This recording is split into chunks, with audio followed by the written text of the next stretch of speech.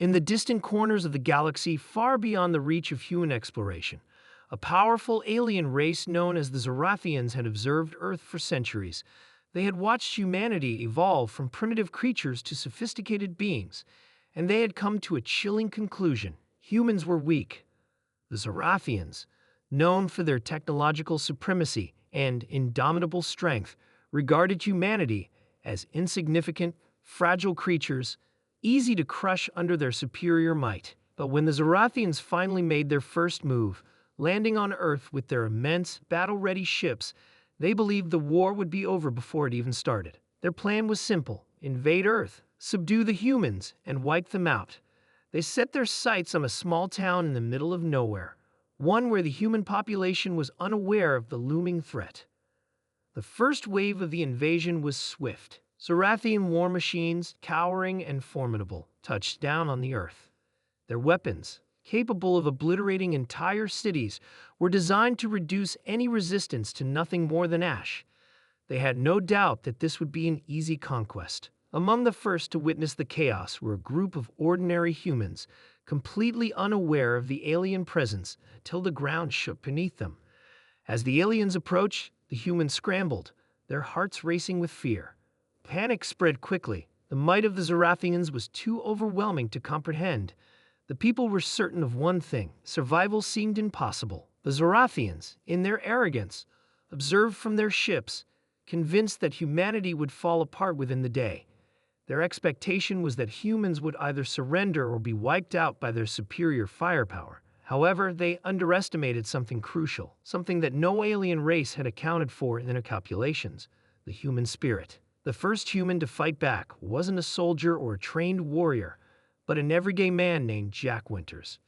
Jack was an unremarkable civilian. He worked as a mechanic and had never faced a battle in his life. But as the alien forces descended on his town, something inside him awoke.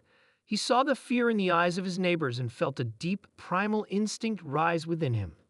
Jack didn't know what he was doing at first. He grabbed an old rifle from a nearby storage shed and fired blindly at the Zorathian machines. The aliens saw this as nothing more than a feeble act, a misguided attempt at resistance. But Jack's shot hit something, a small, unshielded component in one of the Zorathian machines.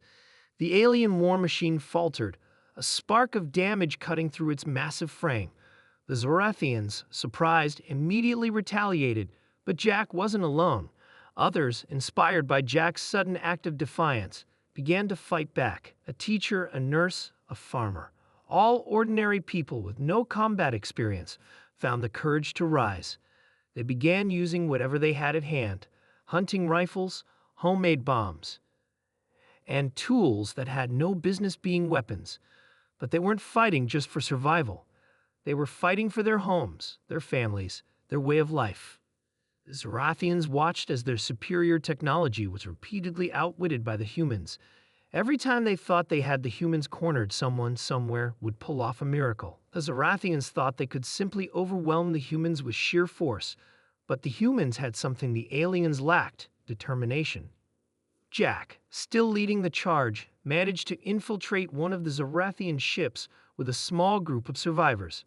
Their goal was simple: disable the ship and create chaos within the alien ranks. It was a suicide mission, but they had no choice. If they didn't act, all would be lost. As they snuck through the dark, metallic corridors of the Zorathian vessel, the humans encountered a variety of alien species working together to subdue the Earth. They had no understanding of the humans' tactics, no comprehension of the relentless will to survive that burned in their hearts. They planted explosives in key areas of the ship, but it wasn't the explosions that caused the most damage. It was the humans' ingenuity. They learned how the Zorathians controlled their ship and used it against them, manipulating the systems, taking control of the alien technology. They turned the Zorathian weapons on their own forces. The tide of the battle began to shift. The Zorathians, once confident of their victory, were now facing an enemy they couldn't predict. Every alien attack was met with surprising resistance, and the Zorathian forces began to crumble. The arrogance of the invaders had blinded them to the most powerful weapon on Earth: human resilience. The final blow came when the humans managed to disable the Zarathian fleet's communication network, causing widespread confusion and chaos among the invaders. The once coordinated alien assault turned into a disorganized mess as the Zarathians scrambled to regroup, but it was too late.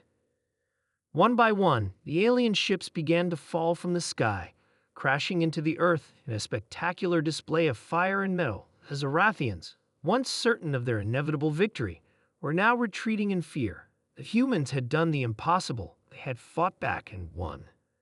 As the dust settled, Jack Winters and his fellow survivors stood among the wreckage of the once invincible alien force. They had proven that humanity, while not the most physically powerful race in the galaxy, possessed something far more dangerous, an unyielding will to survive and to protect what mattered most. The Zarathians, though mighty in their own right, had underestimated the strength of the human spirit. They thought humans would perish in a day, but they were wrong. In the end, it wasn't their advanced technology or weaponry that defeated the aliens. It was the heart and courage of a species that refused to give up. Humanity had not just survived, it had thrived.